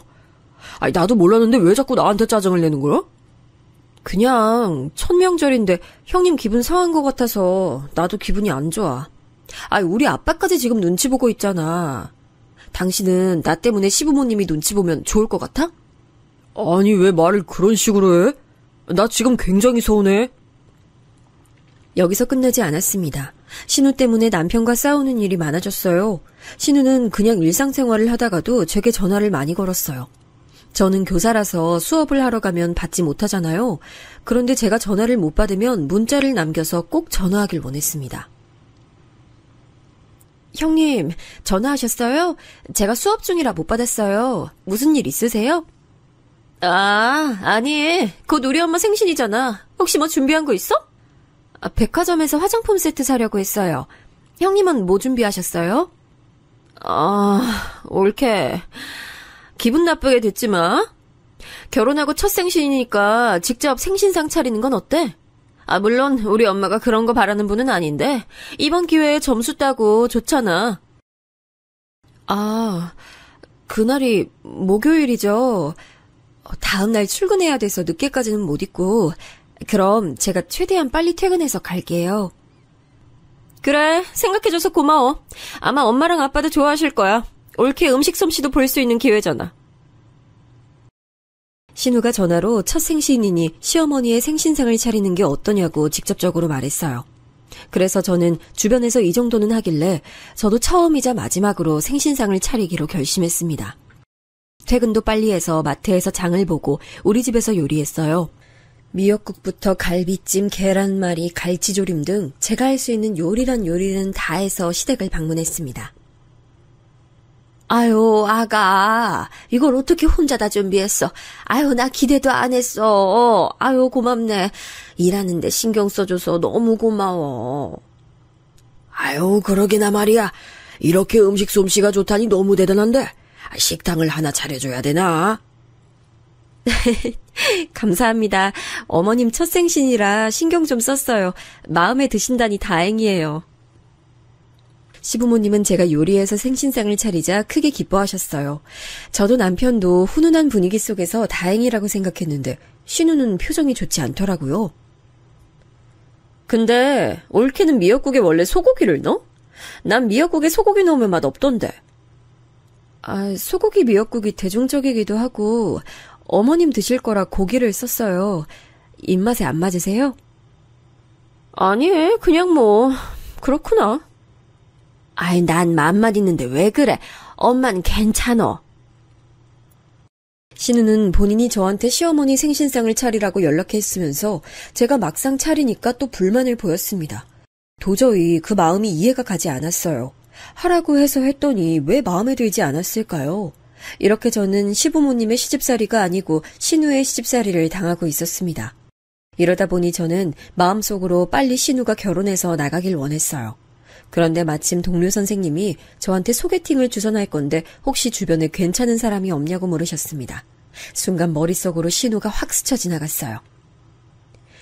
형님, 혹시 소개받으실래요? 직업은 저랑 같은 교사고 저도 건너 아는 사람이라 자세히는 몰라요. 근데 나이도 형님이랑 동갑이라던데 괜찮으세요? 소개? 알겠어. 일단 연락처 좀 알려줄래? 안 받겠다고 할 줄 알았는데 신우는 생각보다 흔쾌히 받았습니다. 만나기로 한 날이 지났고 신우에게도 딱히 연락이 오지 않았어요. 저는 제가 괜히 개입했다가 안 좋은 결과가 나올 수도 있으니 가만히 있었습니다. 그런데 동료 선생님이 머뭇거리며 제게 말씀하셨어요. 선생님, 기분 나빠하지 마시고 들어주세요. 사실 제 동료가 소개팅하고 되게 기분이 많이 상한 상태라고 하더라고요. 혹시 어떤 말 못 들으셨어요? 네? 무슨 말이요? 저는 전혀 연락하지 않고 있어서 몰랐어요. 말씀해주세요. 아니, 그 소개팅에서 선생님 지인분이 자기 약사라고 엄청 제 지인을 무시했더라고요. 약사 자부심이 되게 강하신 분이셨나봐요. 네? 저 전혀 몰랐어요. 조금 자세히 말씀해주시면 안 될까요? 동료 선생님의 말씀을 들어보니 정말 제가 몸둘 바를 모르겠더라고요. 신우는 소개팅에 나가서 본인이 약사인 걸 엄청 과시했습니다. 제가 약사고 전문직이잖아요? 사실 교사도 좋은 직업이긴 해요. 근데 저랑 비교하시면 곤란해요. 아니 제가 올케가 하도 나와달라고 부탁해서 나오긴 했는데 소개라는 게 원래 급을 보고 만나잖아요. 저는 전문직이라 급이 맞지 않다고 생각해요. 혹시 기분 상하신 거 아니죠? 저런 말을 직접적으로 제 동료의 지인에게 했다고 하더라고요. 그 말을 듣고 저는 너무 부끄러워서 얼굴이 빨개졌습니다. 이걸 말을 할까 말까 고민했는데 저 혼자만 기분 나쁘고 될 일이 아니잖아요. 동료 선생님도 상당히 난처해 하셨고요. 그래서 용기 내어 신우에게 전화를 걸었더니 적반하장으로 나오기 시작했습니다. 내가 없던 말 한 건 아니잖아. 아니 난 올케가 나가라고 하니까 나가긴 했지. 근데 약사랑 교사는 직업 차이가 나잖아. 그렇다고 내가 교사 무시한 건 아니고. 무슨 말인지 알지? 형님, 제가 언제 나가라고 강요했어요? 저는 그냥 나갈 의향이 있냐고 여쭤봤잖아요. 그렇게 말하면 제가 동료 얼굴을 어떻게 봐요? 왜 이렇게 화를 내? 내가 못할 말 했어? 그럴 거면 나한테 소개팅 얘기를 왜 꺼냈어? 그러니까 제 말은 그러면 애초에 거절하셨어야죠. 제가 민망해서 그래요. 형님이 그렇게 말씀하실 줄 알았으면 저 소개팅 얘기 꺼내지도 않았을 거예요. 거의 싸움 비슷하게 흘러간 전화를 끊고 울음이 나오기 시작했어요. 시부모님도 아니고 신우 때문에 고통받는 결혼 생활이 얼마나 될까요? 차라리 그때 심정은 시부모님이 저에게 못해주길 바랄 정도였습니다. 그러면 시집살이 핑계로 이혼하면 되니까요. 근데 신우가 저한테 저러니까 주위에 고민을 말해도 귀담아 듣지 않더라고요. 그냥 무시하면 된다고 저한테 위로하던데 저는 그 말이 오히려 서운했습니다. 소개팅 사건이 일어난 뒤로 저도 그래서 신우에게 거리를 두기 시작했어요. 제가 먼저 다가가지 않기로 결심했죠. 그러면서 저와 남편은 아이 임신을 위한 준비를 시작했습니다. 저는 아이를 꼭 가지고 싶은 마음이 컸어요. 제가 엄마 없이 자랐잖아요. 그래서 우리 아이한테는 엄마의 자리를 느끼게 하고 싶었죠. 남편도 아이 갖는 문제에 관해선 동등한 입장이었어요. 그래서 아이를 가지려고 했는데 웬걸 아무리 준비해도 아이가 생기지 않더라고요. 너무 급하게 마음 먹으면 원래 아이가 늦게 온다 하더라. 마음 편히 가지고 기다리면 애가 찾아올 거야. 내가 약사라서 아는데 올케 올해 안에 낳아야 노산 아닐걸? 노산이면 아이 낳기 힘들어. 실제로 아이 낳다 죽는 사람도 많아. 산모도 산모지만 아이한테 좋지 않거든. 안 그래도 제 나이가 차면서 노산에 대한 걱정이 많았습니다. 그런데 신우는 본인이 저보다 나이가 많으면서 꼭 제 나이를 언급했어요. 안 그래도 노산 걱정이라 병원에서 검진도 추가로 돈 내면서 받고 있었거든요. 하지만 대꾸하면 지는 거라 생각하고 열심히 무시했습니다. 그래도 저는 아직 기회는 있으니까요. 병원에서도 걱정하지 말라고 하더라고요. 걱정 감사드려요. 병원 말도 너무 신뢰하면 안 돼. 그러다 잘못되는 경우도 많더라. 내가 약사라서 그런 건 또 잘 알잖아. 형님, 그건 저랑 남편이 알아서 할게요. 안 그래도 좋은 병원 다니고 있어요. 신우는 그 무렵 결혼에 대한 스트레스가 심해졌는지 점점 살이 찌고 있었어요. 그러면서 본인의 눈은 하늘에 달려 있어서 남자도 못 만나고 있었습니다. 손자리가 별로 들어오지도 않았죠. 당연히 결혼이라는 게 외모만 보고 하는 건 아니잖아요. 그래도 어느 정도 남자가 여자를 볼 때 외모가 아예 빠질 수 없는 것도 맞고요. 하지만 신우는 뚱뚱하고 성격이 좋지 않아 선이 많이 들어오지도 않았습니다. 그런데도 저한테 은근히 소개해주길 기다리는 모습을 보였어요. 올케, 혹시 주변에 괜찮은 사람 없어? 있으면 나 주선 좀 해줘. 형님급에 맞는 분 찾으려면 힘들어요. 대부분 다 이미 결혼했거나 결혼 예정인 여자친구 있더라고요. 최대한 좋게 둘러대면서 거절하는 것도 한두 번이지 신우는 제 얼굴만 보면 속에 연부를 외웠습니다. 오죽하면 제가 시댁에 가는 것을 신우 때문에 고통받고 있었어요. 무튼 그렇게 아이가 생기지 않아 고통이었는데 어느 날 몸이 이상해서 병원에 갔더니 임신이라는 소식이 들렸어요. 자연 임신은 어려울 것 같아 시험관을 할까 생각 중이었는데 이게 무슨 일인가 싶었죠. 아이고, 수연아, 장하다 장해 우리 딸. 그동안 마음고생하더니 드디어 아이가 생겼구나. 축하한다. 우리 며느리 너무 고생 많았어. 자, 이거 용돈이니까 아이 준비 열심히 잘해라. 그동안 걱정하느라 너무 힘들었지. 이젠 괜찮아. 조심히 아기 기다리자. 양가 어른들은 앞다투어 제 임신에 관해 축하해 주셨어요. 시부모님뿐만 아니고 먼 친척들까지 연락이 와서 임신 축하해 주셨죠. 남편이 장손이라 제 임신이 더 뜻깊었거든요. 정말 딱 신우한테만 축하를 받지 못했습니다. 신우는 제가 임신했다고 하니 악담을 퍼붓진 않았는데 그렇다고 축하도 하지 않았거든요. 그런데 하늘도 무심하시죠. 우리 부부에게 생각하기도 싫은 끔찍한 일이 일어났습니다. 지금 생각해도 손이 벌벌 떨리는 사건이 일어났어요. 바로 제가 무리해서 일하다 유산을 했습니다. 원래 임신은 초기가 제일 중요한 거 아시죠? 제가 하필 임신 초기 때 학교가 새학기라 정말 바빴어요. 몸을 신경 써야 하는 시기에 일이 너무 바빠 화장실도 제대로 가지 못했습니다. 어머, 선생님, 괜찮아요? 정신 들어요? 선생님, 괜찮으세요? 어떡해. 제대로 먹지도 못하고 정신없이 새학기를 보내니 기력이 없었어요. 그래서 그대로 계단에서 넘어졌습니다. 심하게 구른 건 아니었는데 몸을 움직일 수가 없더라고요. 그렇게 구급차를 타고 병원으로 이동하게 됐는데 몸이 이상하게 느껴졌어요. 순간 아이가 잘못됐나 싶었죠.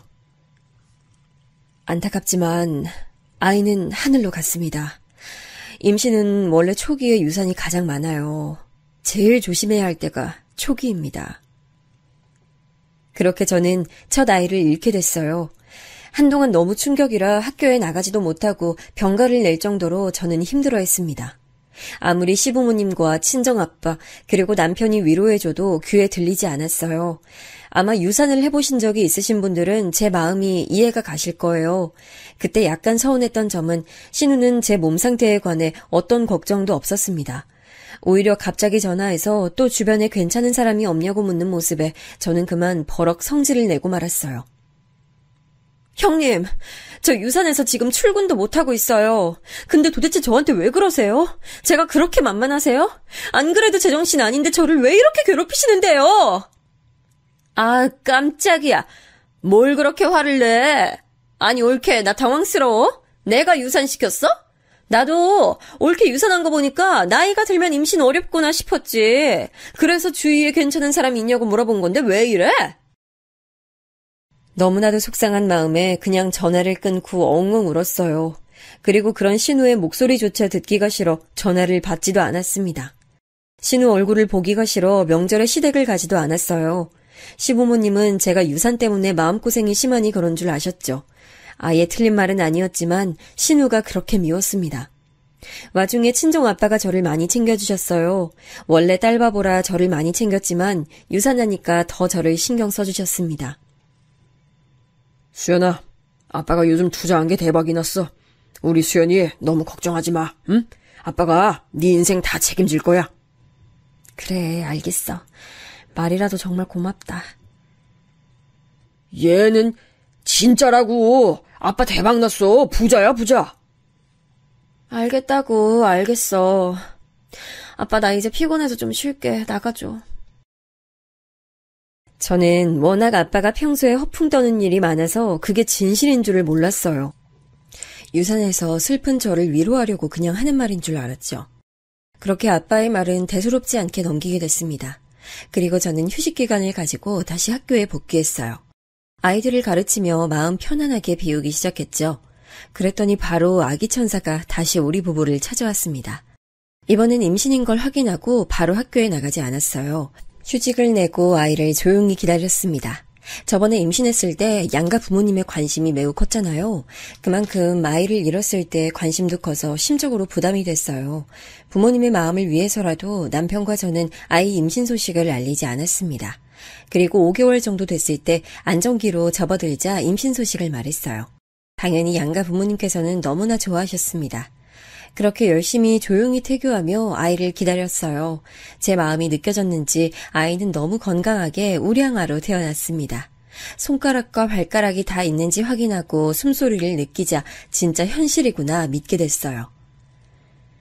원래 요즘 며느리 산후조리 비용은 시부모가 내는 거래. 아가, 그동안 고생했다. 손주 낳아줘서 고마워.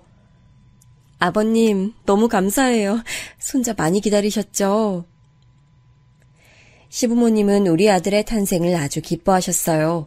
그러면서 조리원 비용도 내주시고 아직 아기 개월수에 맞지 않는 옷과 신발도 사다 주셨습니다. 지나가다 예뻐서 도저히 지나칠 수가 없다고 하셨죠. 시부모님이 조리원 비용 내주셨다며? 감사하다고 전해드려. 이건 우리 딸 편하게 사용하라고 아빠가 산 유모차야. 아빠, 이거 진짜 비싼 건데 아빠가 무슨 돈이 있어서 이걸 샀어? 괜찮으니까 가서 환불해. 이제 아빠 돈 많이 번다고 말했잖아. 아빠 말은 어디로 들은 거야?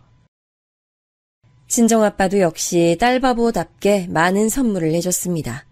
양가 어른들의 축복을 받으며 우리 아들은 무럭무럭 자랐어요. 걱정과 달리 아들은 아픈 곳도 없었고 무사히 잘 자라줬죠. 신우만 우리 아들에게 아무런 선물을 주지 않았는데 그때는 서운한 마음도 들지 않았습니다. 애가 근데 다른 애들에 비해 좀 통통하네? 누나는 우리 아들 선물도 안 해주고 그런 말이 나와? 원래 그런 말은 뭐 옷이라도 하나 주고 해야 돼. 그렇게 대놓고 선물을 바라냐? 나 요즘 약국 개업하느라 바쁜 거 몰라? 애초에 저는 신우라는 사람에게 기대가 없으니 괜찮았어요. 실제로 신우는 약국을 새로 열게 됐어요. 시댁과 우리 신혼집 근처에 있는 빌딩이었죠. 이제껏 다른 약국에서 월급을 받으며 일하다 본인 약국을 개업하게 됐습니다. 그러면서 워낙 일이 많으니 저한테 전화를 걸어 사사건건 얘기하는 일도 줄었어요. 저는 그것만으로도 만족했습니다. 근데 신우는 약국 개업을 하고 몇 주 지나지 않아 일이 너무 힘들다고 토로했어요. 아기를 키우느라 정신없는데 전화로 자기가 너무 힘들다고 하니 저는 받지 않았습니다. 제가 받지 않자 신우는 남편에게 전화하기 시작했어요. 누나, 급한 일 아니면 끊어도 될까? 나 지금 아기 목욕시켜야 돼. 아, 진짜 서운하다. 내가 나 힘든 얘기도 동생한테 못해? 엄마 아빠 걱정할까봐 일부러 너한테 전화했는데 올케는 받지도 않고. 아니, 너네 너무한 거 아니야? 이러고도 우리가 가족이라도 할 수 있어? 남편과 아기를 같이 키우니 전화 소리가 제 귀에도 들렸거든요. 안 그래도 예민한데 신우가 저러니 참 곤란했습니다. 무시하는 것도 정도가 있잖아요. 아기가 100일이 지나고 남편은 회사를 다시 다니기 시작했습니다. 그동안 육아휴직을 내고 저를 많이 도와줬으니 그 정도면 최선을 다했다고 생각해요. 수연아, 혼자 아기 보는 거 힘들지? 아빠가 여기저기 알아보고 사람 보내니까 편하게 너 할 일해. 아빠, 도대체 왜 자꾸 돈을 쓰는 거야? 그러지 말고 저축해. 혹시 대출 받거나 그런 거 아니지? 나 진짜 걱정이야. 얘는 저번부터 무슨 소리를 하는 거야? 아빠 돈 잘 번다고 몇 번을 말해. 우리 손자 주려고 건물도 구입했어. 나중에 다 물려줄게. 허풍 그만 떨어. 애기 운다. 아유, 도움이 됐으니까 돌려보낼게. 나 아기는 온전히 내 힘으로 키울 거야. 실제로 저는 엄마 없이 자랐다는 것에 조금 트라우마가 있었어요. 그걸로 하도 어렸을 때부터 놀림을 받았더니 우리 아이에겐 최선을 다하고 싶었죠. 다행히 제가 교사가 직업이라 육아휴직이 매우 잘 돼 있었거든요. 덕분에 아이를 잘 키울 수 있었습니다. 아이고 예뻐라. 눈웃음 보니까 딱 우리 며느리랑 딱 닮았네. 잘 웃는 거 보니까 내가 다 행복하다. 아유, 우리 손주 너무 예뻐. 저는 아이를 데리고 시댁에도 자주 방문했어요. 신우가 마침 약국일로 바빠 집에 잘 없기도 했고 시부모님이 아이를 매우 좋아하셨거든요. 시부모님은 저를 워낙 예뻐해 주시니 제가 불편하진 않았습니다. 그렇게 어느 날도 시댁에 아이를 데리고 갔는데 어머님 전화가 울렸어요. 어머님이 잠깐 마트에 간 시간이라 제가 대신 받았는데 신우였습니다. 엄마, 나 너무 힘들어. 손님이 너무 많은데 해야 되는 일은 더 많아. 도와줘. 형님, 저예요. 어머님 핸드폰 두고 잠깐 마트 가셨어요. 아, 올케야? 아, 잘 됐다. 올케, 나 잠깐만 도와줄 수 있어? 나 화장실 가고 싶은데 혼자 일해서 지금 화장실도 못 가고 일하고 있어. 가까우니까 잠깐만 나와주면 안 돼? 지금 근데 제가 아들하고 있어서요. 뭐 어때? 데리고 나와. 애들도 세상 구경 많이 시켜줘야지. 와서 애 영양제랑 비상약도 가져가. 내가 공짜로 줄게. 하도 오라고 난리를 치길래 아이를 데리고 약국에 갔습니다. 사실 아이가 아플 때마다 먹는 약이 있어서 그걸 얻으려는 마음도 있었어요. 신우는 제가 오자 아주 기쁜 얼굴로 약국을 비웠습니다. 그런데 화장실에 간다고 하더니 1시간이 되도록 오지 않았어요. 전화를 아무리 해도 받지도 않았죠. 아이는 보채고 기저귀도 갈아야 하는데 신우는 연락 두절이 됐어요. 저는 약에 대해 아는 것도 없어서 손님들이 오면 그냥 돌려보내야 했습니다. 자기 가게면서 이래도 되나 싶었죠. 2시간이 지나고 신우는 손에 아이스크림을 들고 들어왔습니다. 올케 고마워. 내가 잠깐 바람 좀 쐬느라 그랬어. 고마우니까 애기 약 몇 개 챙겨줄게. 화를 내려고 했는데 아기 약을 챙겨주길래 그냥 다음부턴 이러지 말라고 대신하고 약국을 나왔어요. 그리고 전날 이후 신우는 저에게 약국을 자주 부탁하기 시작했습니다. 처음엔 거절도 몇 번 했는데 신우가 약국을 봐줄 때마다 아기 약을 많이 챙겨줬어요. 아마 아이를 키워보신 분들은 아실 텐데 아기들이 어릴 때 많이 아파요. 그래서 그런 부분에서 도움을 받으니 저도 자연스럽게 돕게 됐습니다. 그러던 어느 날 제가 개도 안 걸린다던 여름 감기에 걸렸습니다. 너무 오한이 들고 아파서 우리 아들을 옆에 둘 수도 없었어요. 급하게 남편을 시켜 아들을 데리고 시댁으로 가라고 할 정도였죠. 열이 펄펄 끓고 아픈데 신우가 또 저에게 약국 일을 부탁했어요. 형님, 저도 너무 가고 싶은데 도저히 갈 수가 없어요. 지금 저 독감이라 아들도 시댁으로 보냈어요. 독감이라고? 그러면 오히려 빨리 와. 내가 좋은 약 줄게. 그냥 진짜 이번엔 몇 시간도 아니야. 딱 10분만 봐주면 돼. 왜 약도 받아가. 지금 두통이 좀 심해서요. 죄송해요. 저도 너무 도와드리고 싶은데 머리가 너무 아파요. 손님들한테 옮기면 안 되잖아요. 그러니까 와서 약을 받아가면 되잖아. 독하고 효과 좋은 약으로 줄게. 딱 10분. 아니다. 5분만 봐줘. 그럼 갈 테니까 두통약 준비해 주세요. 신우가 독하고 좋은 약을 준다는 소식에 아픈 머리를 부여잡고 약국으로 향했습니다. 다행히 멀지 않은 거리라 바람도 쐴 겸 가게 됐어요. 제가 약국에 도착하니 신우는 아주 바빠 보였습니다. 올게 왔어? 지금 너무 바쁘네. 나 이거 전산 부탁해. 이것만 해결하고 바로 약 줄게. 네? 머리야. 올게 뭐하고 있어? 빨리. 급해. 손님들 기다리잖아. 제가 약국에 도착하자마자 신우는 컴퓨터 앞으로 저를 데려갔어요. 종종 약국을 도울 때 신우가 전산 처리하는 법을 알려줬었거든요. 안 그래도 머리가 아픈데 신우가 너무 재촉해서 울리는 머리를 부여잡고 컴퓨터 앞에 앉았습니다. 독감이라 열도 펄펄 끓어서 정신이 하나도 없었어요. 여기 이거 아닌데. 손님 잠시만요. 여기 있습니다. 안녕히 가세요. 겨우 정신을 차리려고 애쓰고 있었는데 신우는 저에게 오히려 화를 내기 시작했어요. 올케 미쳤어? 아니 전산을 왜 이렇게 실수해? 이거 잘못되면 나 망해. 이럴 거면 왜 왔어? 형님. 제가 안 그래도 독감이라 머리 아파서 못 온다고 했잖아요. 그땐 오라고 하더니 지금은 왜 이러세요? 아니 올 거면 제대로 좀 하든가. 이런 거 실수하면 난 골치 아파. 나 약사야. 올케는 실수해도 학교니까 별일 안 일어나지? 나는 큰일 난다고. 형님, 무슨 말씀을 그렇게 하세요? 저도 실수하면 큰일 나요. 자꾸 저번부터 약사랑 교사랑 비교하는데 불쾌해요. 뭐? 불쾌? 지금 말 다 했어? 저 독감이라 지금 머리 울리니까 제발 큰 소리 내지 마세요. 저 그냥 갈게요. 일단 나중에 얘기해요. 진심으로 머리가 너무 아파 신우가 소리 지를 때마다 골이 울렸어요. 저는 종종 걸음으로 약국문까지 걸어갔죠. 근데 신우는 그날따라 기분이 매우 좋지 않았나 봐요. 야, 거기서! 나 아직 말 안 끝났어? 나중에 얘기해요. 저 진짜 머리 너무 아파서 그래요. 머리가 아프면 뭐 얼마나 아프다고? 돌대가리야? 교사면 똑똑하게 잘하든가. 이런 실수를 하면 어떡하냐고? 아니, 말씀을 왜 자꾸 그렇게 험하게 하세요? 저도 아픈데 자꾸 저러니까 참을 수가 없었어요.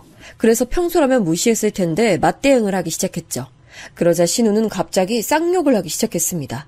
사실 무슨 욕을 했는지 기억이 제대로 나지 않아요. 안 그래도 울리는 머리가 아파 주저앉았습니다. 그때 핸드폰으로 전화가 오더라고요. 슬쩍 봤더니 친정아빠였어요. 수연아, 지금 어디니? 아빠가 너 아프대서 죽 사서 왔는데 집에 없네. 아빠, 나 지금 여기 신우 약국. 머리가 너무 아파. 그래? 아빠가 거기로 갈게. 근데 이게 무슨 소리야? 신우는 제가 아빠랑 대화하는데도 계속 제 옆에서 큰 소리로 험담하고 있었어요.